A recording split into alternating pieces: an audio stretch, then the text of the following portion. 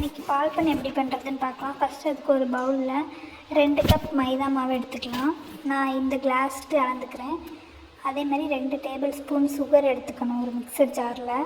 அப்புறம் 3 ஏலக்காய் எடுத்து இந்த ரெண்டையும் நல்லா ஃபைனாக பவுடர் பண்ணிட்டு வந்துடலாம். இந்த பவுடரை நம்ம ஏற்கனவே எடுத்து வச்சுருக்கிற மைதா மாவு கூட மிக்ஸ் பண்ணிக்கலாம்.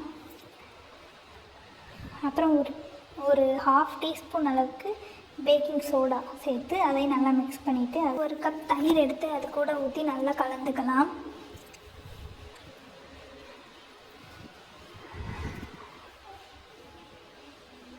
அப்புறம் 2 டேபிள் ஸ்பூன் அளவுக்கு தண்ணி இது கூட சேர்த்து நல்லா இந்த பதம் வர அளவுக்கு நல்லா கலந்து வச்சிடணும்.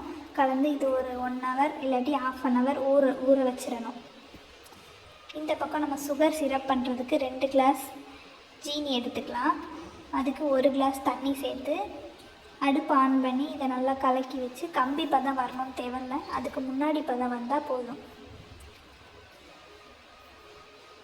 அப்புறம் இந்த பக்கம் நம்ம பால் பண்ண பொரிச்சு எடுக்கிறதுக்காக எண்ணெயை ஊற்றிட்டு நம்ம ஏற்கனவே பண்ணி வச்ச மைதா மாவு மிக்சர் 1/2 ஹவர் ஊறிடுச்சு.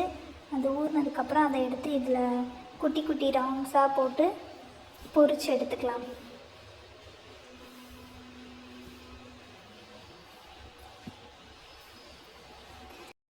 அப்புறம் இந்த பொரிச்சு வச்ச பால் பண்ண எல்லாத்தையும் இந்த சுகர் சிரப்பில் சேர்த்துக்கலாம். சேர்த்துட்டு இது ஒரு 3 நிமிஷத்துக்கு நல்லா ஊறணும். 3 நிமிஷம் ஊறினதுக்கப்புறம் இதை தனியாக எடுத்து வச்சுக்கலாம்.